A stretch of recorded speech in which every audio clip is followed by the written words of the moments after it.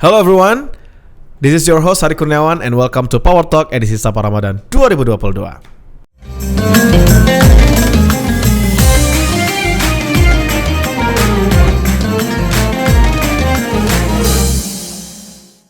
Di Sapa Ramadan kali ini, kalau kemarin kita sudah ngobrol-ngobrol bareng Direksi PT Indonesia Power, sekarang kita akan ngobrol-ngobrol bareng satu orang milenial yang jujur li dia ini bikin gua iri ya, karena dia kemarin baru saja berangkat ke Belanda. Entah ngapain, kita tanya di sini langsung. Ini dia Dani Ireza. Wow, yang semangat dong, yang semangat dong ya. Emang kurang semangat. Gimana ya? Kan lagi puasa. Oke. Perkenalkan, nama gue Dani Ireza Febrianto. Gue berada di divisi energi primer, non batubara tepatnya, dan penempatan di kantor pusat. Kantor pusat ya. Apa kabar Mas Dani? Baik, alhamdulillah. Alhamdulillah ya. Kalau tadi kan udah kenalan nih, divisi apa, itu standar menurut gue ya kan. Gue pengen tahu nih sebenarnya lo sebagai milenial PT Indonesia Power yang notabene PLN Group ini sebenarnya apa moto hidup lo sebenarnya? Waduh, belum apa-apa ditanya moto hidup ya. Iya betul. Jadi gue tuh simple ya. Gue berpikir gini, apa yang lo lakuin sekarang itu akan mempengaruhi di masa depan.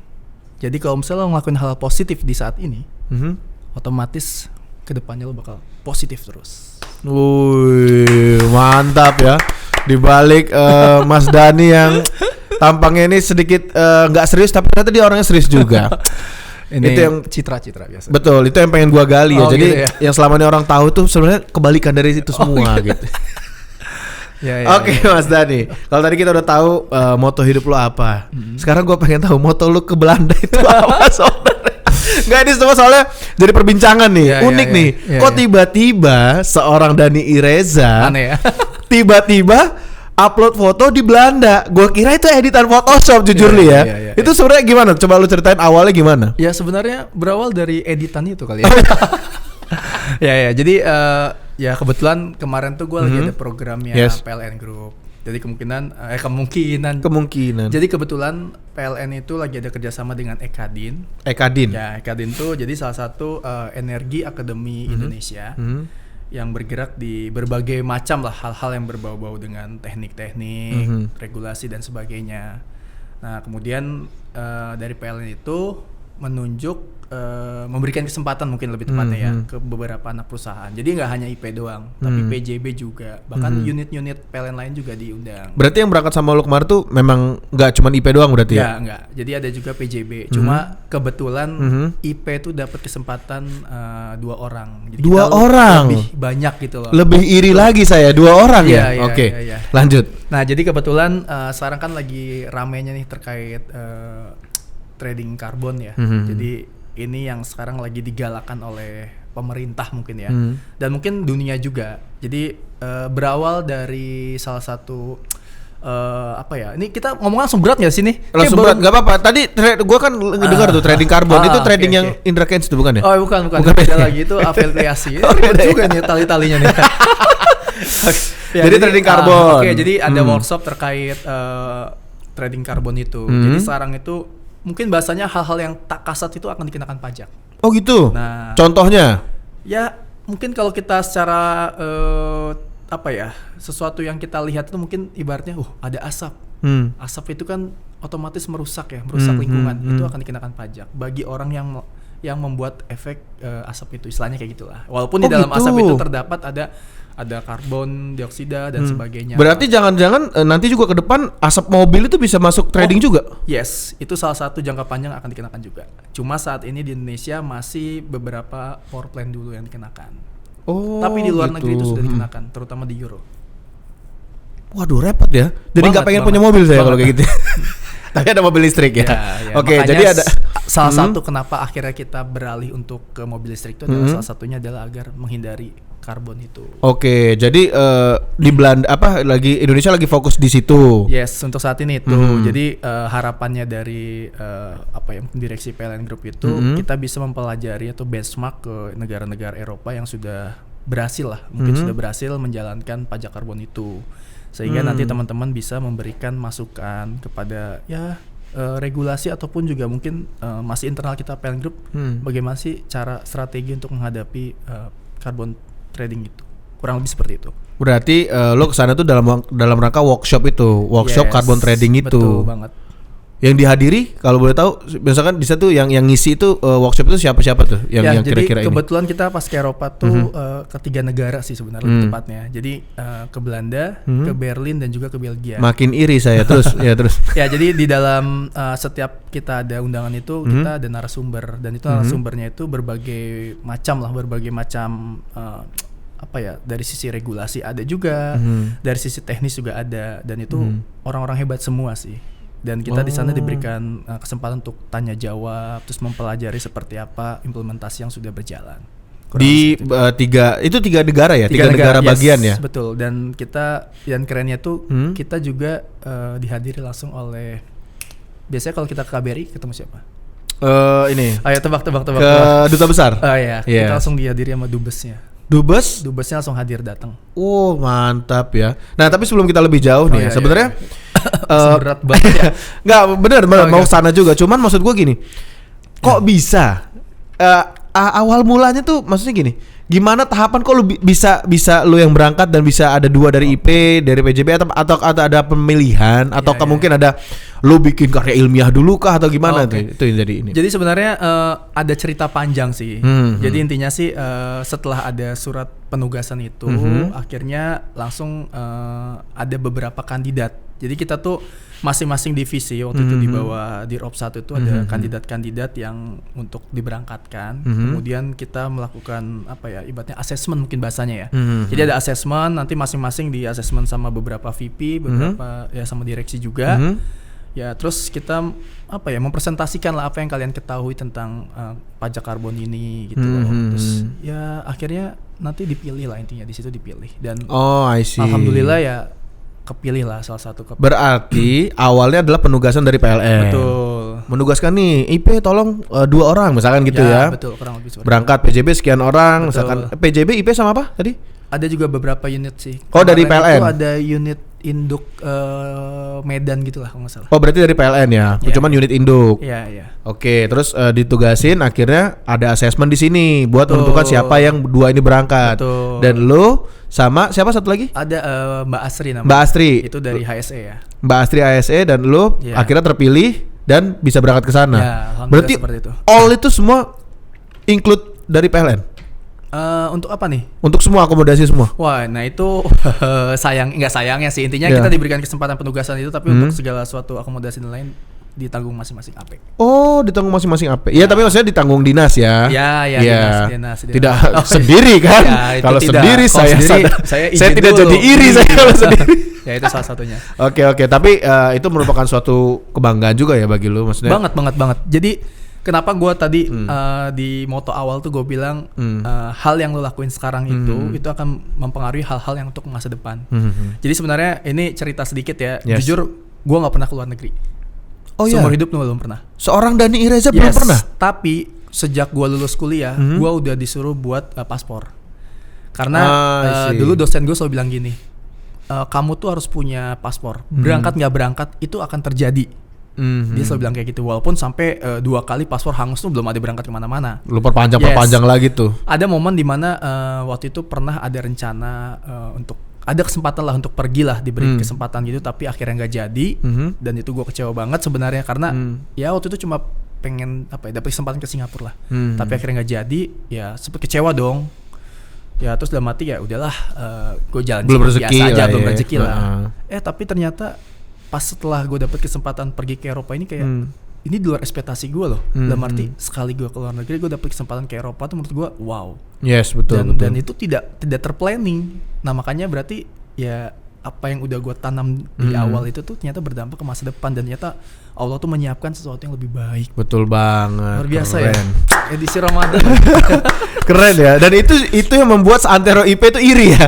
Kok bisa gitu loh. Tapi bukan iri dalam hal yang negatif. Maksudnya kok bisa nih, prestasi apa nih yang udah ternyata memang ada asesmen tadi itu. Nah ini yang mungkin teman-teman di rumah nggak tahu kan gitu kan. Ya jadi emang ada beberapa seleksi lah kali ya ibaratnya. Seleksi dong. Ya mungkin direksi juga nggak mungkin lah sembarangan mengirim karyawannya tanpa melihat ya mungkin ya sesuatu yang ini orang sesuai nggak ya dengan ekspektasi kita untuk nanti diberangkatkan apa ya ibaratnya target-target atau apa yang pekerjaan yang akan mereka bawa. Karena kita di sana tuh nggak main-main loh, maksudnya. Nah itu dia. Nggak senang-senang. Itu nanti gue pengen bahas tuh. Itu sana ngapain sebenarnya. Nah tapi sebelum ke situ, nih, kan tadi lu udah bilang tuh ada assessment dan lain-lain ya. Artinya itu lebih sulit dari PA. Waktu assessment tuh presentasi tuh pasti kan langsung sama direksi dong. Ya, kalau gue secara pribadi ya. Pajak karbon ini kan sesuatu yang baru bagi gue ya. Karena kalau lu lihat dari divisi gue ini itu jarang bersentuhan.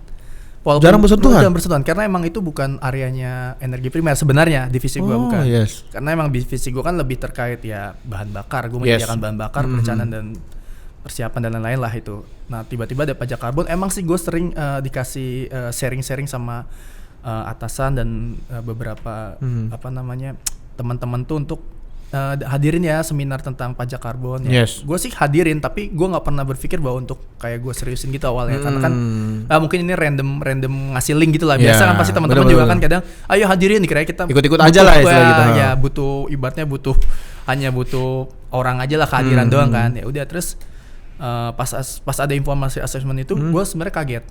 Karena awalnya informasi yang ada itu adalah besok datang ya ke direksi gitu. Oh, awal cuma gitu doang. Awalnya gitu informasinya seperti itu. Cuma karena keterbiasaan kita budaya di IP itu adalah nggak mungkin yang namanya pertemuan dengan salah satu direksi atau ada senior something. leader itu nggak ada something. Jadi kayak udah inisiatif sendiri aja untuk membuatnya presentasi. Dan gue tuh untuk jadi gue buat presentasi dan ini trik juga nih buat teman-teman. Kalau misalnya tiba-tiba dipanggil sama direksi, walaupun judulnya adalah diskusi, persiapkan saja presentasi itu.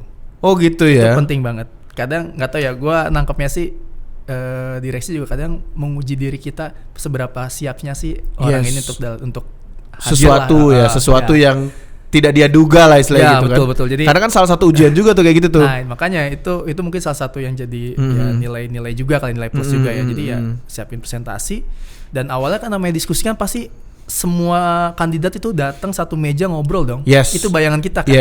Tapi ternyata pas di lokasi itu satu-satu dong. Satu-satu. Jadi kita satu-satu. Sorry, ini direksi siapa? Di energi primer pasti Dirop lah. Pak Dirop 1 ya? Pak Hanafi ya? Yes. Wow. Ya dan itu nanti didampingi senior leader yang menunjukkan itu. Nah itu dan kita dipanggil satu-satu. Satu-satu tuh? Yes, satu-satu. Kebetulan gua nggak kepikiran jadi yang pertama sebenarnya. Jadi lu yang pertama itu? Yes. Jadi gua kaget juga kan, tapi ya udahlah jalanin aja lah. Ya gua udah persiapkan presentasi dan udah beberapa juga udah membaca lah ya istilahnya. Dan ternyata dikasih kesempatan.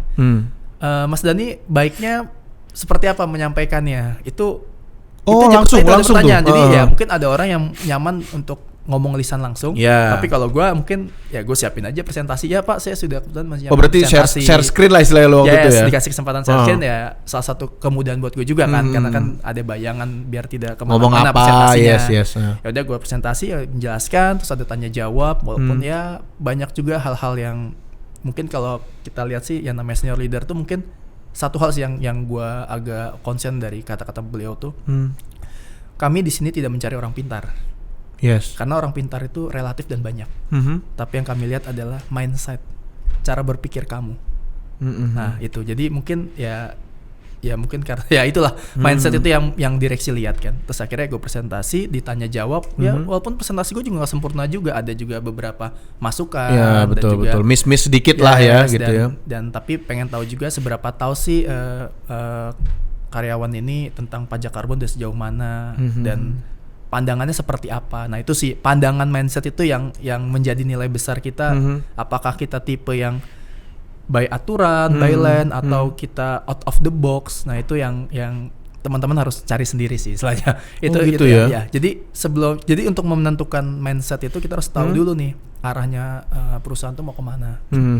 Gitu. Poinnya sih gitu. Mindset ya. Jadi sebenarnya bukan materi lo, bukan apa yang lo tahu. Ya walaupun memang itu penting juga, tapi yang paling penting itu mindset lo ya. Betul. Mindset lo terkait carbon trading ini gitu loh. Jadi cara kita menyikapi terkait sesuatu hal baru itu seperti apa sih? Sebenarnya itu yang dilihat sama menurut gua karena direksi udah pinter banget. Gak mungkin dong dia dijelaskan hal teknis juga. Iya. Tapi dia mau tahu. Jadi itu berlaku untuk semuanya sih.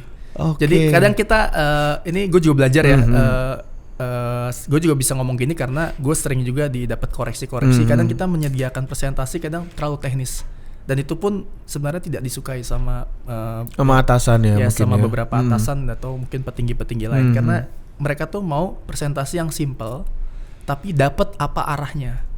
Itu poinnya. Walaupun kita kadang mikirnya kita emang teknis banget kan ya, cuma emang itu butuh pengalaman kali ya, pengalaman ya. Kayak gue ini berkali-kali. Kan kita kan kalau udah kayak gitu by data dong gitu kan, dan gitu kita mikirnya ini harus teknis banget, harus lengkap gitu kan. Tapi ternyata sebenarnya berarti hampir mirip ya. Kalau kata orang kan ada kolonial, ada milenial tuh pikirnya beda. Tapi kalau dari cerita lu sebenarnya hampir mirip ya. Kita juga kan milenial tuh pengennya yang langsung aja deh gitu kan. Ya betul. Makanya ya mungkin gimana ya, mungkin menurut gue mereka juga beradaptasi juga. Betul. Jadi kayak yang mahal tuh emang itu pola pikir yang mahal tuh menurut gue. Pola pikir ya. Yes, dan setelah gue presentasi itu ketemu dong sama teman-teman kandidat lain kan. Yes. Mereka pasti yang bertanya mencari informasi. Iya dong. Kan. Lo pertama dong, ya kan. Cuma karena gue di sana tegang banget, gue tuh nggak sadar ternyata gue di dalam ruangan tuh sampai 1 jam. 1 jam coy. Dan pertanyaan salah satu kandidat tuh bertanya gini, dan ini assessment atau fit and proper? Di sana gue kayak iya betul. Gue lama juga ya, gue nggak sadar gitu loh. Dan ini bukan diskusi nih. Tapi nggak menutup kemungkinan itu sembari ya kan, nggak mungkin ya kan. Kita kan sama-sama berdoa dong. Karena kan kita juga bekerja kan harus realistis, kita harus mengejar karir kita juga gitu kan. Ya udah, terus akhirnya gantian teman-teman dan ya mungkin ada beberapa kandidat juga yang mungkin ada yang mereka tidak menyiapkan presentasi sehingga ya sekitar 15 atau 20 menit udah balik gitu. Gue awalnya gue mikir ini yang cepet ini apa karena dia sudah ngerti, karena kan mungkin karena gue banyak gini kan gue nggak sepenuhnya bahas masalah materi tapi banyak juga nasihat juga sebenarnya. Iya ngerti masukan jadi kayak jangan ya gue sempat mikir gitu tapi ya udahlah, kita yang penting udah berusaha untuk semaksimal mungkin dan sisanya berdoa. Tapi kalau gue dari cerita lo tadi gue soalnya pernah dan pernah mengalami, dan juga menurut gue kalau kita lagi ngobrol sama seseorang, kita sedang menjelaskan apa yang kita mau nih, apa yang kita mau kasih tahu ke dia, dan dia banyak ngasih nasihat, itu artinya dia tertarik sama kita. Kalau menurut gue, karena gue dari dulu berpikiran gitu nih, kalau gue ngajak ngobrol orang, dia cuman oke, thank you ya Har. Itu gue, menurut gue dia lu nggak tertarik sama gue. Tapi saat gue kasih gue materi gue mau ngobrol ini dan dia nanggepin dengan nasihat yang banyak, menurut gue itu jadi atensi buat gue sendiri sih gitu. Gue baru nangkep sebenarnya. Iya kan? Oh iya, benar juga kali ya. Iya dong. Ngapain dia ngasih lu masukan kalau dia nggak tertarik sama materi lu? Sama satu lagi yang gue inget, beliau tuh seneng banget antusias kita. Jadi ketika nanti ada beberapa pertanyaan di mana kamu siap nggak untuk terus terjun di sini? Jawaban kita jangan kayak yang siap Pak, siap banget Pak, saya antusias banget, saya pengen banget belajar ini. Itu dari jawaban itu menurut gue itu salah satu hal poin penting juga tuh. Iya benar banget. Buat teman-teman semua yang mungkin belum tahu ya, jadi tadi gue bilang tuh itu lebih berat dari PA atau enggak. PA atau TA itu adalah ujian masuk kita waktu atau habis OJT itu ya. Habis OJT itu kita masuk itu lebih ngeri daripada skripsi. Berarti ini lebih ngeri dari TA. Berarti tingkatan sama skripsi itu jauh banget guys. Jadi keren sih. Tepuk tangan buat Mas Dani. Ya, semua bisa kok, bisa. Yakin. Ini hanya tinggal nunggu momennya aja Mas Ari kapan. Ya, amin dah. Kita aminin aja. Nah, lanjut nih ke masalah Eropa tadi. Jadi lu ke tiga negara bagian untuk mengikuti konferensi itu. Nah, di sana tugas utama lu tuh ngapain sih sebenarnya? Ya pertama yang tadi kita mencari tahu benchmark ya. Ibaratnya benchmark tadi ya. Benchmark tadi seperti apa sih implementasi yang sudah dilakukan di negara-negara yang sudah berjalan seperti Belanda, Jerman dan juga Belgia. Dan kita juga diberi kesempatan untuk bertanya kan seperti apa solusi dan sebagainya. Dan emang ada banyak gap terkait yang sedang dilakukan di Indonesia dengan di sana. Tapi itu pun hal yang wajar karena kalau nggak salah ya, gue takut lupa ya. Mereka tuh sudah dilakukan implementasi pajak karbon itu sejak 1995. 95. Itu maksudnya implementasi yang maksudnya pembelajarannya proses prosesnya dia ya. Memulai untuk belajar listen inilah ibaratnya terkait ini tuh mereka emang udah berjalan yang panjang. 95 sampai sekarang. Kalau nggak salah ya 95 ya. Gue takut salah sih. Intinya udah panjang lah, udah berjalan panjang lah. Dan mereka pun sampai saat ini pun masih terus berjalan dan terus berkembang. Yes, bukan yang udah gimana gitu istilahnya menurut mereka. Dan Indonesia pun sebenarnya diterapkan tuh baru di 2021. Itu pun masih uji coba. Dan insya Allah sih tahun ini akan dilakukan implementasi di 2022. Oh gitu. Yes, ini sudah mulai mau berjalan, hanya saja kita masih menunggu regulasi yang sudah terbit. Tapi tahap implementasinya tuh masih di air pembangkit ya? Ya, untuk saat ini kita masih implementasi masih di power plant. Belum power sampai plan, yang lain-lain itu belum. Untuk daily life belum lah ya? Belum. Nah, tapi kalau tadi lu bilang di sana itu tugas utamanya benchmark. Yes. Nah, saat lu pulang ke sini, produknya apa sih yang lu dan teman-teman nih hasilkan? Apakah memang lu harus punya karya ilmiah atau apa pas balik ke sini tuh gimana tuh? Ya, sebenarnya gue kemarin baru tahu juga ya. Jadi gue pikir namanya SPPD itu seperti biasa lah ya. Kita pergi terus buat laporan di aplikasi selesai. Udah kan? gitu ya. Ternyata untuk SPPD di luar negeri ini itu ada perlakuan beda. Jadi setelah kita dari sana, kita wajib melaporkan SPPD kita tuh di depan direksi. Oh gitu. Yes, di depan direksi. Dan berarti produk lu PPT lagi nih? Gue harus nyiapin presentasi. Oke, menarik nih. Nah, gue jadi tiba-tiba dapet info sih bahwa siap-siap ya Mas ya, nanti harus presentasi di depan direksi. Itu satu-satu lagi? Satu-satu lagi? Enggak. Lo berdua? Untungnya berdua. Dan kita juga ngerjain presentasi bareng-bareng ya. Dan gue juga sebenarnya banyak belajar dari Asri. Oh gitu. Karena yang mengawal pajak karbon ini sebenarnya divisi seperti engineering dan HSE awalnya. Oh, jadi memang Mbak Asri yang lebih ini ya, lebih concern dan ya. emang kan dia lingkungan kan ini efek masalah lingkungan. Jadi emang HSE yang punya inilah wewenang mungkin ya, karena pelaporan dan lain-lain tuh ada di mereka dan dibantu juga sama teman-teman engineering gitu. Ya, terus tiba-tiba kita dapat jadwal. Mas Dani nanti ngisi di salah satu waktu di acaranya Radir. Wow. Itu sempat deg-degan juga kan, ibaratnya di event Radir kita masuk di salah satu agenda dan kita jelasin presentasi. Ini gitu loh. Ya. Istilahnya lo ngasih tahu sama direksi gini loh, di sana gitu kan. Itu pasti kita presentasi dan gue pikir ibaratnya santai gitu ya, ngobrol santai, tapi kan otomatis namanya di rapat Radir kan banyak senior leader hadir pasti. Kan. Walaupun gue juga baru tahu sebenarnya diberi kewenangan untuk bertanya itu hanya direksi saja. Betul. Kecuali diberi kesempatan lah dari direksi untuk silakan Bapak ini bertanya. Ya, atau menjelaskan gitu biasa gitu. Dan itu deg-degan banget sih. Deg-degan banget dan apa ya? Ya mungkin karena tadi gue sebenarnya bisa ngomong kenapa kalau namanya di depan direksi itu jangan terlalu teknis, karena saking gue grogi kemarin. Gue teknis banget. Presentasinya banyak dan terlalu detail. Yes. Nah, jadi walaupun ya kita pas menjelaskan ya udahlah kita berjalan lah ya, ganti-gantian dengan teman satu lagi Mbak Asri ya. Ya terus sempat diberi bukan teguran sih, diperingatin, Mas jangan terlalu lama karena kan kita waktunya terbatas kan. Jadi akhirnya ya kita ada beberapa poin yang kita skip sehingga langsung ke titik utama. Nah itu buat pembelajaran juga. Oke. Ya buat teman-teman. I see. Jadi produknya adalah lo istilahnya tuh apa ya? Bukan memberitahu ya, tapi benchmark. Iya, memberikan hasil benchmark lo gitu ya. Kesana itu di sana ngapain? Di sana ngapain dan bisa nggak sih diterapkan di dalam Indonesia Power? Gapnya yang terjadi itu seperti apa? Itu gue juga buat menganalisa gap juga. Tapi itu pun juga kita harus menyiapkan strategi. Jadi dari gap itu strateginya seperti apa buat jangka pendek atau jangka panjang. Oh yes, tapi berarti lu nyusun strategi itu juga berarti ya sama Asri itu? Sama ya. Oh. Ya jadi ya iyalah, maksudnya kita kan sudah belajar ke Eropa. Yes. Ya masa nggak bisa diimplementasikan di sini gitu loh. Dan ternyata kan banyak juga yang bisa diimplementasikan karena carbon trading ini yang Indonesia saat ini sedang lakukan itu emang kiblatnya ke Eropa. Jadi sebenarnya nggak beda jauh, tapi emang butuh proses pelan-pelan untuk bisa lebih berhasil lah istilahnya. Kalau gue nih sebagai orang kan agak bingung ya. Kalau kita enak, lo mau beli beras hitungannya kilo, kan gitu, atau liter. Lo mau bayar pajak motor udah ada ininya. Nah kalau untuk carbon trading ini dia sebenarnya lebih kemana sih, gimana cara kita untuk ngitungnya gitu, tahu nggak kalau sekilas yang lo tahu kemarin? Intinya sih kan ini masalah emisi ya. Yes.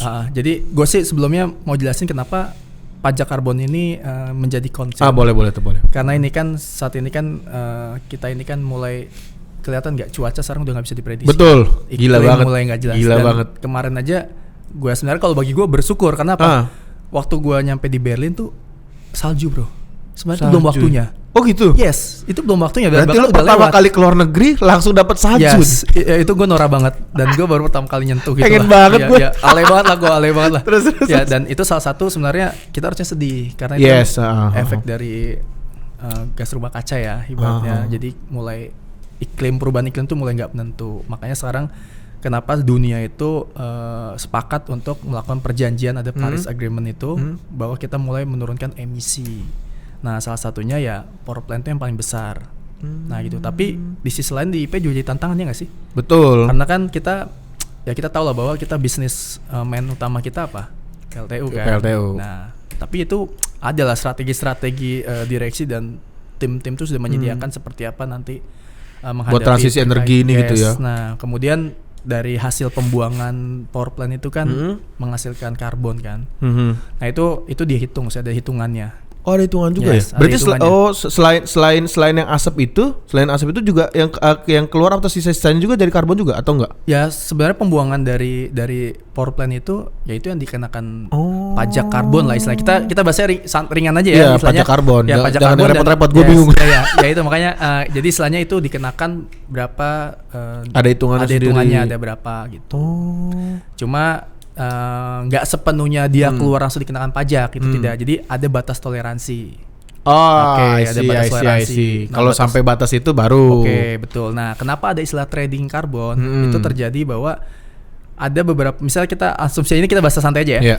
Ada satu pembangkit yang nilainya itu melebihi batas toleransi. Yes. Tapi ada juga pembangkit ini sesama-sama PLTU ya. Pembangkit yang ini sama daerah atau kita anggap masih di areanya PLN sama Group atau IP Group lah. Ya maksudnya satu daerah misalkan Banten gitu ya atau gimana? Sebenarnya sih jatuhnya sih daerah lokasi per, gimana? Per ini ya, per sektor ya istilahnya. Sektor, per misalnya IP gitu, berarti PLTU IP. Oh misalnya iya. Kita asumsikan itu dulu ya. Oke. Nah misalnya di Suralaya misalnya ya, Yes, Suralaya itu ternyata melebihi batas toleransi misalnya. Nah kemudian ada misalnya BSA BSLA boleh, BSLA atau ya ada itu boleh lah. Itu ternyata di bawah batas toleransi. Nah itu bisa dilakukan swap trading. Jadi yang kelebihannya itu berkurang dari membeli istilahnya punyanya BSLA yang di bawah batas toleransi. Kurang lebih seperti itu. Saat ini bisa dilakukan kenapa namanya trading itu sebenarnya kayak gitu. Betul. Dan itu pun masih dalam satu sektor PLTU.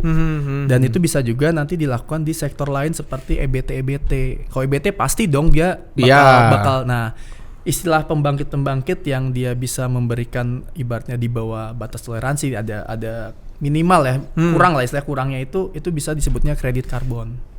Jadi yang berlebihan itu bisa ngambil dari yang punya kredit karbon. Makanya kenapa EBT digalakkan karena untuk membackup istilahnya gitu. Walaupun istilahnya nanti pajak ini bakal terus naik sih pasti. Jadi sebenarnya bagaimana caranya supaya ya sesuai dengan misi Indonesia ya. Zero carbon tuh di 2060 ya. Ya itu kan sudah dihilangkan tuh pembangkit PLTU arahnya mau seperti itu. Ya makanya sekarang kenapa fokus di EBT. Dan IP sudah punya beberapa strategi yang sudah dijalankan untuk kredit karbon itu banyak ya. Salah satunya kita punya EBT dong, PLTP, PLTA. Banyak, kita punya banyak EBT. Bahkan yang terbaru sekarang HTE tuh. Iya. Nah kan? Apa coba? Hutan tanaman energi. Untuk gue bener. Padahal gue tadi kayak mikir itu salah satu program kita untuk mengurangi emisi. Gitu. Jadi trading karbon tuh sebenarnya itu ya. Jadi bisa substitusi ya istilahnya ya. Yes, betul. Dan itu masih level per sektor PLN Group. Nanti bisa dilakukan per sektornya PLN Group dengan IPP. Bahkan di Eropa situ sudah dilakukan trading antar negara. Trading antar negara. Yes, itu goalnya akan ke sana. Jadi nanti karbon itu akan seperti apa ya istilahnya ya? Kayak ada nilai tukar uang jatuhnya. Jatuhnya bakal seperti itu. Jadi nanti bisa jadi valuta ya? Iya. Jadi bakal nanti akan ada perbedaan pajak karbon yang tinggi siapa dan lain-lain. Cuma gue belajar juga kemarin. Jadi yang mempengaruhi tinggi besar karbonnya nanti dijual di global itu harus ada pembelian dan penjualan ya. Jadi kalau misalnya kayak kita nih Indonesia ternyata punya banyak kredit karbon tapi nggak ada yang beli, ya nilainya nggak akan bisa laku. Iya. Ya apa istilahnya ya? Gue kalau orang-orang biasa main bursa tuh mungkin paham kali ya. Saham-saham gitu kan. Fluktuasi apa ya? Nah, itu istilahnya itulah. Itu juga. Jadi sebenarnya kenapa masalah pajak karbon ini bakal besar banget ya karena itu. Goalnya itu ternyata udah jadi antar negara nanti. Ya itu yang jadi tantangan kita lah. Mungkin nanti di G20 mungkin bisa dibahas juga nih, jangan-jangan ya. Wah, itu bukannya arahnya kan ke sana ya? Memang arah ke sana ya? Mungkin itu salah satu agenda penting juga kayaknya kalau nggak salah ya. Terkait masalah ini. Karena ini udah jadi komitmennya dunia loh. Iya, makanya gue bilang berarti lu termasuk orang yang beruntung ya. Anda bisa mempelajari ini langsung dari sumbernya loh. Ya, itu salah satu ya, alhamdulillah sih. Iya kan? Ya, betul. Salah satu mereka dari mereka dari 95 loh. Kita 2000. Ya, kita 2021 kan. Tapi kalau misalnya kita berhasil di 2022 melakukan implementasi ini, kita bakal jadi negara pertama se-Asia Tenggara. Se-Asia Tenggara. Kita dukung Indonesia melalui IP dan PLN Group ya. Oke. Jadi wah, gue sangat terinspirasi. Tidak jadi iri saya karena ternyata tugas Anda berat di sana. Ya itu. Jadi ini bakal ketahuan ya direksi. Maksudnya gak apa-apa. Orang melihatnya pasti, wih jalan-jalan. Iya, benar. Pulangnya itu tuh bebannya berat loh. Berat ya. Apalagi kayak sejujurnya kayak gue ini kan nggak ngikutin dari awal kan. Jadi ibaratnya kayak gue salah fokus ya. Iya, di tengah-tengah langsung diterjunin istilahnya. Tapi itu jadi tantangan tersendiri juga. Betul. Jadi gue harus sprint dengan teman-teman yang udah berjalan dengan yang lain.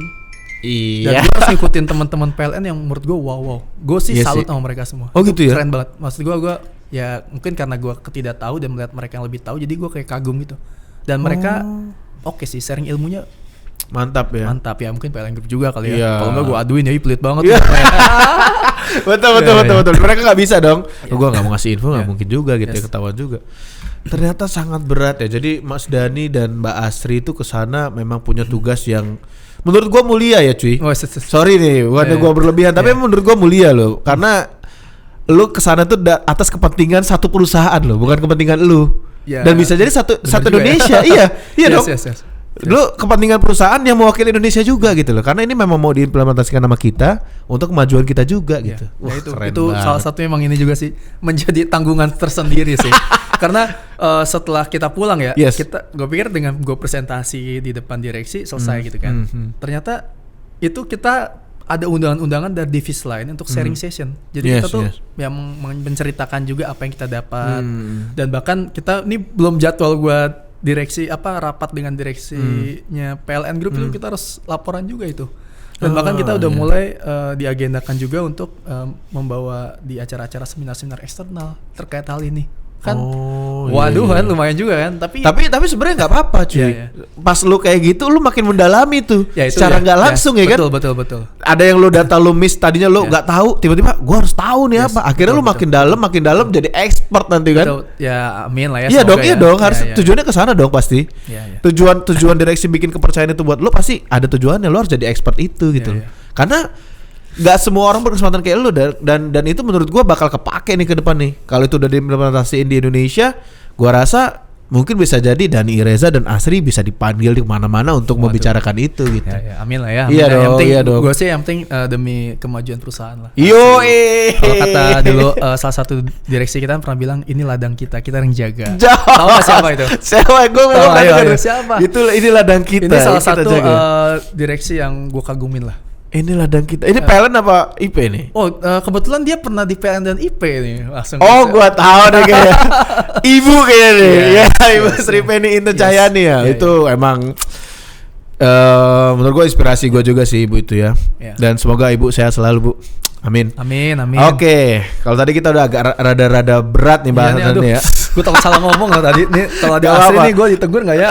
Enggak dong. Salah nggak ya? Ini buat hanya buat informasi aja buat teman-teman semua. Jadi itulah tugas Mas Dani di sana. Dan mungkin ada yang bertanya kemarin kok bisa berangkat? Itu tadi udah kita jelasin juga. Dan kan di sana tugasnya apa? Udah kita jelasin juga. Nah, sekarang kita mau agak sedikit out of topic nih. Oke. Ya kan? Jadi Mas Dan ini selain dikenal pinter di pekerjaan. Wah, pinter Iya. aja. Pinter dong. Setuju ya pinter ya? Rajin aja lah. Rajin. Semangat. Selain dia pinter di pekerjaan, dia juga ternyata adalah seorang konten kreator. Waduh, tahu dari mana Bapak ya? Saya juga Padahal mengikuti. Kaku loh ini ngomongin. Oh enggak dong. Oh enggak ya? Kelihatan Anda nih sebenarnya host ya. Bukan kita tahu. Itu saya gatel pengen nanya juga nih sebenarnya. Ya jadi buat kalian yang belum tahu, jadi dulu itu Mas Dan ini bukan dulu ya, sampai sekarang tuh masih punya channel YouTube ya, betul ya? Yes. Channel YouTube. Dulu gua ngikutin yang pertama dia pernah bikin motovlog atau yang gue ikutin yang motovlog ya. Yes. Tapi gua nggak tahu kalau sebelum itu lo ada juga, ada motovlog juga. Terus sekarang dia concern ke golf dengan namanya Newbie Golf. Nah, boleh diceritain itu sebenarnya apa, cuy? Newbie Golf itu apakah bantingan setir lo dari sini karena lo pusing atau gimana? Jadi ini ada cerita sebenarnya. Ada cerita ya, oke. Jadi sebenarnya gue punya keisengan sesuatu yang dari dulu tuh pengen punya vlog lah, ngevlog gitu lah. Yes. Cuma gue orang nggak percaya diri awalnya kan. Makanya pertama kali gue ngevlog itu konten gue itu game. Kalau mau tahu sebelum gua ke motovlog ada game nih. Gua game. Oh, gua nggak tahu nih. Ya, Nah, jadi gua nih. main game dulu, terus mungkin kalau ada beberapa teman main namanya Dota 2 lah gitu. Oh, gua main tuh. Seru tuh. Ya, nah gua main itu kan. Yes. Terus ya gua streaming langsung live gitu ceritanya. Oh, live. Kayak model-model Reza Arab zaman dulu ya. Iya. Wah, ini penerusnya nih ya. Jadi gua berharap gue punya hobi main, ya apa salahnya nggak gue live-in? Gue nggak peduli dengan orang yang nonton awalnya. Betul. Yang penting gue punya hobi dan ibaratnya gue masukin lah ibaratnya. Jadi sesuatu tuh nggak sia-sia dan membekas. Itu pertama konsep gue. Nah lama-lama udah lumayan lama ya, mungkin ada berapa 6 bulanan, bener-bener sepi banget Pak. Yang nge-view itu cuma 25, itu pun keluarga tak suruh Pak Ma nonton ya, kalau nggak saudara tuh. Terus lama-lama gue mulai belajar, pantesan gak laku, kenapa? Bahasa gue tuh masih sopan, bro. Games itu ternyata gue coba belajar dengan gamers yang ada di vlog itu mereka tuh gila sih, omongannya kasar. Iya. Kalau enggak ya paling ya cowok mungkin dibuat agak seksi dan mungkin juga face juga penting kali ya. Gue nggak tahu ya, gue kayak biasa aja jadi nggak ada yang ngeliat ya. Bukan mungkin editan lu kurang kayak gitu. Ya intinya ternyata emang lo harus rame kan, dan rame dan lo juga harus punya temen yang satu frekuensi. Jadi ketika bisa di inilah dibuat kayak kocak-kocak lah. Akhirnya yaudahlah, gue banting terus dulu zamannya masih ada almarhum Pak Awal. Dulu kan di IP ini kan gencar banget ya terkait riding kan, naik motor bareng terus ke mana-mana. IPBC. Nah itu kebetulan gue jadi sekretarisnya tuh. Mantap, saya anggota aja lah Pak. Ya. Dan itu ya beliau tuh yang berhasil meracuni beberapa unit bahkan ya itu terkait touring. Nah dari situ tuh gue yang tadinya motor cc kecil tuh sampai gue niat ngejual buat beli motor cc gede buat aktif touring di situ karena menurut gue keren banget kan. Nah akhirnya gue mikir, terus beliau kan senang banget ya namanya dibuat konten atau apapun kan. Terus kayak gue pengen buat konten juga. Akhirnya gue ya nabung lah beli GoPro gitu, taruh di helm kan. Ya udah akhirnya gue coba buat konten itu ceritanya. Ya walaupun ridingnya tuh touring itu jarang kan? Iya jarang. Jadi lu dari rumah tuh gue pernah lihat. Dari rumah sampai ke kantor dan biasanya Sabtu Minggu pas gue lagi acara olahraga tenis. Iya. Jadi gue ngevlog gitu dan ya apa ya, sepi juga Pak. Karena apa? Pas gue pelajari ternyata orang tuh bakal seru itu kalau ada interaksi antar teman dan lu tuh kayak masuk dalam community. Interaksi antar teman maksudnya? Jadi ada namanya alat, gue lupa namanya. Jadi kayak dia tuh Bluetooth antarin. Jadi sesama ini dalam frekuensi 1 kilo tuh bisa ngobrol. Jadi kayak apa ya, walkie talkie gitu ya, gitu lah istilahnya lah. Jadi ngobrol dan itu ada kejadian apa, ada orang ngomong itu yang bikin rame ternyata. Dan gimana gue sepanjang perjalanan ngomong kisah hidup gue, siapa orang yang peduli tentang hidup gue? Betul. Cuma curhatan gak penting kan. Ya itu salah satu yang akhirnya ya gue kan kebetulan kan gue udah berkeluarga kan. Jadi kayak momen buat lu ngumpul-ngumpul sama orang untuk, kalau motor kan cenderung malam dan betul. Kayaknya susah kan. Dan akhirnya kayaknya kurang masuk nih. Ya, terus akhirnya gue beralih ke olahraga ceritanya. Nah, kebetulan kan lo kan emang suka olahraga nih, ya gue kan? gila banget sama tenis olahraga dia sih. jago banget cuy. Tenis, basket, ya kan? Banyak tuh olahraga tuh. Nah, tapi kenapa kok ke golf? Nah, dulu kan karena kita pandemi, asik. Semua olahraga kan dilarang kan? Ya. Dan ada beberapa koresponden atau enggak beberapa postingan bahwa salah satu olahraga teraman itu nomor 1 itu golf. Karena apa? Oh gitu. Golf itu pertama dia social distance-nya jelas Iya banget. jelas. Kedua dia di lapangan terbuka yang luas banget. Iya. Dan di kondisi itu pun interaksi tuh jarang banget. Karena kita kan ngumpul jauh-jauh kan. Nah, dan gue tuh sebenarnya belum bisa juga. Jadi kebetulan di rumah tuh ada stick nganggur punya bapak tuh zaman dulu lah itu sampai akhirnya kita driving doang gitu latihan Yes, mukul. awalnya sama sama teman-teman IP lah, anak muda lah. Oh ini teman IP semua awal nih. teman IP awalnya. Oh, Awal iya. tuh kayak mungkin teman-teman tahu kayak Didi Iya, lah, terus si Hamam lah. Oh jadi gara-gara lu Bang Didi nggak mau ngedramin gue ya? Nggak, dia masih mau kok. Oh masih mau. masih mau. Tapi dia udah mendeklarkan keluar gitu. Oh gitu. Ya terus dari situ akhirnya kita driving. Nah kita sebagai pemula dalam olahraga itu kan kadang pengen turun ke lapangan, tapi kita juga takut malu-maluin dan kita tahu yang namanya golf batas itu mahal kita, kan, iya, mahal. biasa. Itu mindset kita pertama gitu dulu. Gue susah banget bahas Sampai masalah sekarang mindset cuy. Sampai sekarang gue masih mindset gue mahal tuh. Nah oke, ternyata setelah kita menelusuri, ternyata nggak semahal itu. Sebenarnya mahal tuh pilihan. Pertama stick. Soal stick itu lu bisa beli second sebenarnya. Nggak perlu baru tuh nggak perlu. Bahkan kalau lu pinter ya, salah satu bos-bos kita itu pasti banyak stick yang lebih yang nganggur coba ditawarin, Pak bayar cicil lah. Karena gue waktu pertama kali beli yang set yang baru ini, ya walaupun baru second, gue cicil itu akhirnya bisa. Walaupun sebulan cuma 500.000 gue cicil. Butuh waktu setahun.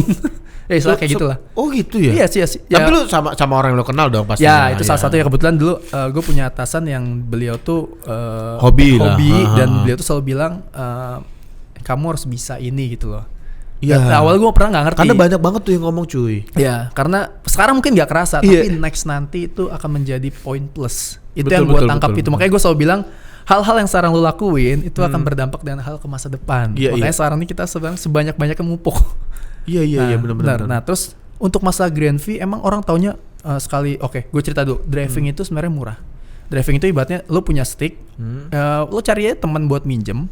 Itu bola itu 100 itu tuh range-nya itu ada yang sampai 70.000 sampai 200.000 lah. Itu tergantung tempat. Oh, bukan tergantung bola, tergantung tempat. Tergantung tempat. Ya? Jadi bola itu 100 biji. 100 biji itu lo harga segitu tuh ya udah, tuh sepuasnya, Bro. Lo mukul tuh sepuasnya. Mau sampai dari pagi ke sore enggak masalah. Yang penting 100 yang tadi. 100 bola itu kita dapat dipakai, kita mukul. Tapi harus habis hari itu ya. Yes, betul. Nah untuk murah atau enggaknya itu tergantung tempat. Relatif sih. Kalau gua sih nyaranin tempat-tempat yang dimiliki oleh pemerintahan, terutama TNI dan lain itu murah biasanya.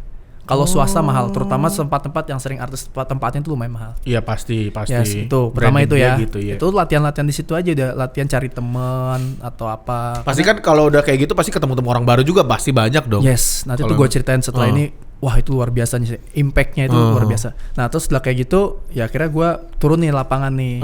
Ya nekatin aja lah, ya carinya lapangan tuh juga banyak yang harganya tuh murah, tergantung tempat. Yang jelas tempat-tempat yang dimiliki oleh TNI atau aparat-aparat itu masih lebih murah dibanding punya swasta. Jadi pertama kali ya, tapi lo jangan berekspektasi dia tempatnya bagus banget. Iya dong. Atau lo pasti mikir kan ada cewek kedi-kedi yang cantik dan lain-lain, enggak juga. Ada harga ada tempat, gue yakin. Tapi kalau gue nyaranin kalau kita mau belajar tuh cowok. Karena cowok lebih ngasih tahu. Ya maksud gue gitu. Yang penting kan kita belajar dulu nih. Masalah itu kan nanti mengikuti lah. Oke, terus kemudian gue ngevlog tuh di situ, pakai GoPro yang bekas itulah. Udah fotovlog itu. Yes. Pokoknya ya cuma ngevlog gini-gini, gue foto, terus gue upload lah di YouTube itu. Yes. Terus gue cuma naro bahan 2, terus kemudian kan gue vakum dong, karena nggak mungkin gue tiap hari main juga kan. Jadi paling sebulan sekali doang gitu loh ibaratnya kan. Tapi pas gue iseng berapa bulan kemudian gue cek, loh yang nge-view udah sampai 3K pak. Oh. Di situ gue langsung kaget. Oh ternyata emang sekarang lagi demamnya itu banyak milenial mulai coba untuk belajar ke situ karena tidak ada pilihan lain olahraga. Betul. Dari situ akhirnya gue buat Instagram ceritanya. Instagram nih namanya tadi Newbie Golf. Kenapa newbie itu pemula? Iya. Newbie Golf. Nah ternyata yang nge-follow tuh dalam waktu sebulan tuh banyak banget. Ternyata banyak orang-orang yang mencari gimana caranya nih awalnya gitu ya. Pertama lebih gini sih menurut gue. Gue pemula. Gue apa yang pertama lo cari? Coba. Mungkin kalau gue pertama gue cari gimana sih cara mainnya gitu misalnya. Kalau menurut gue bukan itu poinnya. Apa cuy? Lo cari teman. Pasti itu yang dicari. Cari teman sesama pemula. Karena kalau sama langsung yang jago lo bakal minder, dicengin. Tapi cari sesama pemula yang semangat. Ternyata ya itu dengan jadi gue tuh kayak iseng ngebuat wadahnya perkumpulan para pemula itu. Awalnya dari se-IP tiba-tiba se-PLN. lama-lama se-BUMN ada bank dan lain-lain, lama-lama sampai pilot, dokter, pengusaha, sampai ke artis juga masuk, bro. Di situ gue jadi disitulah networking gue terbangun dari olahraga itu, dan sampai akhirnya mulai coba buat jadi IO, bukan IO sih, istilahnya kayak gimana caranya gue mau buat event di mana perkumpulan simpel tapi untuk khusus pemula. Akhirnya ya coba pelajari. Pertama gue ngegandeng salah satu golfers yang udah pro terkenal lah. Kita jadi kayak ini juga dapat link dari situ juga. Kita duet, kita belajar. Itu kita ya ibaratnya jangan pernah berpikir masalah keuntungan lah. Iya. Pokoknya yang penting gimana caranya ini berjalan. Ya udah berjalan. Terus ya udah gue belajar dari situ. Sampai sekarang berjalan. Jadi buat teman-teman kalau mau coba join bersama kita, follow Newbie Golf Indonesia. Betul. Ya. Promosi dong. Gak apa-apa. itu kan maksud gue kan sekarang kerja itu harus work life integration juga, cuy. Salah satunya ini. Jadi buat kalian yang pengen banget, gue pengen belajar golf tapi gue bingung. Walaupun memang di IP udah ada nih tempat drive-nya kan. Ya itu keren udah banget. Ada tuh, udah ada. Senang banget sih pas. Iya, jadi di IP itu work life integration tuh udah terjalin banget, dan salah satunya dari Mas Dani ini. Jadi buat yang teman-teman IP yang pengen banget belajar golf bisa gabung di Newbie Golf. Dan nanti diajarin tuh langsung sama pakarnya nih, Mas Dani. Pakarnya, soalnya masih belajar juga sih. Iya, tapi artinya lo memilih golf tuh sampai sekarang. Dan gue kemarin lihat lo udah adain event yang menurut gue lumayan gede tuh. Sama itu yang lo ceritain barusan apa beda lagi tuh yang terakhir? Kebetulan ini event yang udah ketiga keempat sih. Iya, yang terakhir tuh kayaknya gue nggak tahu itu, gue nggak tahu itu siapa, tapi gue yakin dia ini orang gede deh ini gitu. Itu boleh cerita nggak? Itu siapa sih yang terakhir tuh? Yang terakhir yang lo foto apa ya, kayak itu kayak lomba atau gimana sih yang terakhir tuh? Ya jadi yang tadi gue bilang kan, setelah gue belajar buat event dengan orang, akhirnya gue memberanikan diri, dan dari situ pun gue kan kebentuk nih tim tim buat panitiaan, dimana gue ngeliat wah ini salah satu orang yang punya networknya luas, sponsor dan lain. Akhirnya kita coba buat, dan mungkin salah satu yang bikin kenapa sponsor kita banyak di acara itu tuh. Karena banyak banget cuy. Gue liat logonya. Ya itu gue juga sebenernya kaget juga sih. Gila, gue bilang Mas Dani sendiri bikin kaget, gini. Ternyata karena kita tuh berkonsep. Itu konsep tuh penting. Makanya setelah saya Bapak juga sudah mulai aktif ya untuk buat kita. Gak akan, saya akan hanya nyoba-nyoba aja. Gak apa-apa. Sebenarnya belajar itu penting, Pak. Sebenarnya yang penting itu konsisten sih. Poinnya konsisten sama kerapian lo membuat konten. Iya. Itu penting banget. Rapi maksudnya rapi berarti rapi itu dalam arti lo timeline tuh gak boleh sembarangan. Ini masukan juga sih sebenarnya. Iya. Kayak lu kan lu punya cover. Gue baru mulai banget nih ya. Sebenarnya cover tuh jangan monoton. Lu buat warna-warni bentuk lain tapi lu konsisten, entah warnanya, entah muka lu nya, tapi itu konsisten.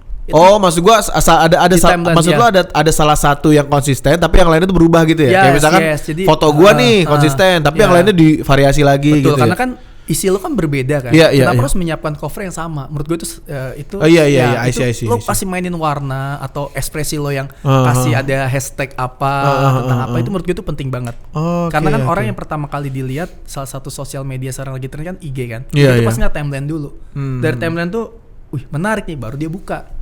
Kecuali kalau dari reels gak sengaja itu kadang kelewat gitu ya. Nah reels itu kadang poinnya juga hashtag sih ya, hashtagnya. Yang salah satu concern gue adalah gimana cara nambah followers sih sampai sekarang tuh, karena kan gue sekarang tuh orang banyak beda-beda ya, dan menurut gue tapi kalau gue memang pengen bikin itu karena sebenarnya itu media healing gue, bro. Iya. Karena itu setuju banget. Maksud gue hobi yang akhirnya bisa menghasilkan sesuatu yang positif tuh bagus. Iya, jadi menurut gue kita nggak bilang kerja itu nggak pusing, tapi kan bukan berarti kita memusingkan kerjaan kita ya. Betul. Tapi di luar itu, gimana cara gue buat healing ya itu gitu loh. Karena menurut gue ya bikin aja, mau orang nonton atau enggak kata lo bilang tadi kan, bodo amat gitu. Tapi gue berusaha untuk ya coba deh bikin yang bagus. Iya dong, ada target. Nah itu maksud gue. Ini gue kasih tips-tips juga ya. Waktu awal-awal gue ngebuat Newbie Golf itu, kenapa termasuk cepet? Emang sih kelihatannya cuma 1.500 apa sih? Ya pasti orang lihatnya kayak enggak. Orang sebenarnya lihatnya kecil loh. Iya. Gue enggak sih. Tapi mindsetnya sponsor yang berkecimpung di dunia salah satu fokus misalnya di golf misalnya ya. Nah itu tuh 1.500 gue tuh semuanya tuh orang yang emang 1.500 tuh orang golfers. Jadi tuh jadi mahal banget dibanding lu yang 50k tapi konsennya tuh ke cabang gitu loh. Iya. Nah, itu salah satu trik gue itu adalah setiap gue buat konten, lu mulai followin orang-orang yang berhubungan dengan apa yang sekarang lo jalanin. Misalnya gue golf ya, gue pasti bakal nge-followin orang-orang yang siapa yang dijadikan panutannya, terus barang-barang jualan dan lain-lain. Nah, ketika lo ngebuat di timeline salah satu postingan, tag-in semuanya sampai maksimal. Oh gitu. Lo tag-in aja masa lalu lo jangan pernah malu. Kenapa? Iya. Bakal ada beberapa salah satu konten atau enggak orang-orang yang sudah terkenal itu akan men-repost lo. Itu menjadi modal lo untuk naikin followers. Itu poinnya. Itu. Jadi jangan cuma 1-2. Lu cari aja banyakin, bahkan luar negeri. Itu gua masa bodoh gua tag-tagin. Mereka nanti akhirnya nge-like. Awalnya nge-like, tapi lama-lama nge-repost, Bro. Dari repost followers mereka follower datang. Iya. Itu ternyata poinnya salah satunya. Dibuat maksimal enggak salah 20 deh. Oh, yes, lu tag maksudnya tag di ini ya di saat ngepost ya? Iya, lo mau post di Instastory lu tuh lo mentionin sampai maksimal, terus di timeline lu juga di mentionin juga, tapi harus terhubung ya biar nggak salah alamat gitu loh. Iya, ngerti gua. Misalnya kan konten lu ke golf ya golf aja tuh istilahnya gitu ya. Betul. Dan itu bakal menjadi poin mereka akan nge-repost dan itulah momen kita dapat followers. Itu salah satu strategi gue sih. Oh, I see. Dan itu gue belum ada sampai kepikiran ke situ kan, karena emang gue baru bikin banget tuh. Benar. Belum nyampe sebulan gue bro gitu dan algoritmanya masih gue pelajari. Keren banget ya. Nah itu salah satu algoritma yang gimana caranya supaya nanti ngebentuk salah satu circle yes, itu terbentuk nanti itu dari cabangan itu. Itu terbentuk tuh. Masalah lo udah bagus, lo konsisten. Itu udah bagus. Tapi konsisten lo tuh kayak masih di lingkaran kecil gitu loh. Iya. Tapi kalau lo dimentionkan gitu tuh lama-lama tuh bakal membuat kayak apa sih namanya kalau orang jual Pak saya beli madu dari saya nanti kamu dapat keuntungan dari itu apa istilahnya? MLM. Bukan itu yang terjadi. Oh gitu ya, benar. Itu yang akan terjadi. Jadi sebenarnya dari ya itu tadi cabang dari akar pohon itu root cause. Akan gua lakukan sepertinya. Jadi nggak masalah serius. Karena lo pernah kan kalau nggak salah di-mention sama salah satu mungkin panutan lo kan. Panutan gua sih. Pasti itu ada 1, 2, 3 followers lo masuk nggak sih? Iya sih, ada beberapa. Itu baru salah satu. Kenapa nggak langsung semuanya? Dimaksimalin lah. Iya. Itu kalau bisa 40, gua 40 di mention. Itu salah satu kenapa IG membatasi karena apa ya itu. Pusing di algoritma tiba-tiba cabang langsung 40. Betul. Menarik ya ini ya. Iya. Jadi dari pembangkit listrik dia bisa masuk ke dunia konten kreator yang membedah soal golf. Nah ini menurut gue menarik ya. Jadi buat teman-teman semua sekali lagi yang pengen belajar main golf bisa di follow Newbie Golf. Dan gue rasa sampai sini dulu Mas Dani. Bisa kita panjang sih ya. Bisa panjang nih. Saya kepancing nih. Tadi saya mau bilang pendiam loh. Wah jangan dong. Tapi mungkin kalau misalkan banyak yang tertarik nanti kita bisa ada part kedua nih. Ya jadi sekali lagi thank you. Sebelum itu gue pengen ini deh. Kalau tadi lu udah ngasih materi kuliah nih ya ke kita semua. Gue pengen minta dong sedikit pesan-pesan lo buat teman-teman nih. Terserah mau mungkin pertama dari teman-teman IP atau PLN Group dulu, terus abis itu teman-teman yang mau belajar golf nih gitu. Silakan. Sebenarnya ini salah satu pesan yang pernah diberikan salah satu atasan gue, yang menurut gue beliau adalah sosok leader lah. Jadi karena kita kerja di dunia listrik yaitu PLN, sebenarnya PLN itu ada artinya bro. Wah, PLN ada artinya. Jadi itu salah satu trik kalau kalian teman-teman bisa meresapi.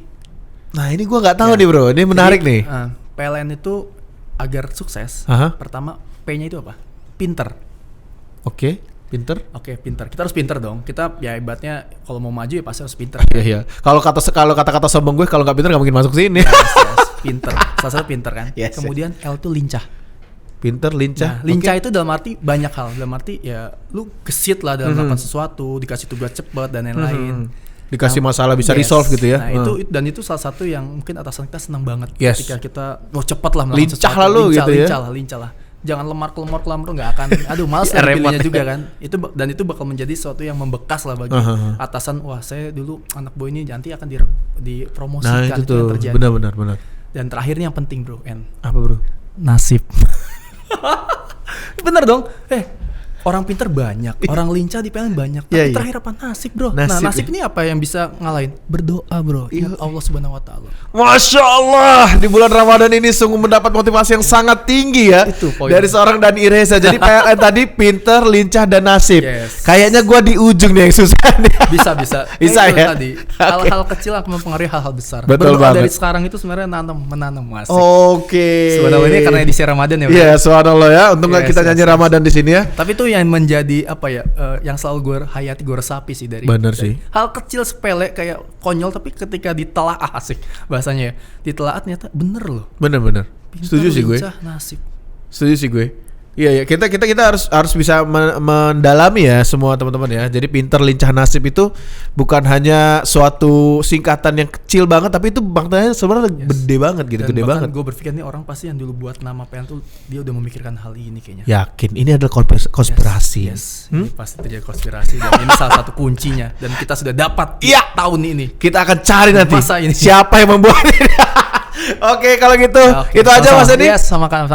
Oke, terakhir thank you Mas Dani udah Oke. mampir ke studio kita. Yes. Semoga nanti ada kesempatan lain buat Mas Dani mampir ke sini dan kayaknya sekian dari kita berdua. Oke. Thank you Mas Dani sekali lagi. Buat teman-teman jangan lupa tadi Newbie Golf di follow ya, biar nanti bisa gabung di sana dan juga bisa main golf. Siapa tahu gue kayaknya mau follow juga. Ayolah, mau ikut juga deh. cobalah.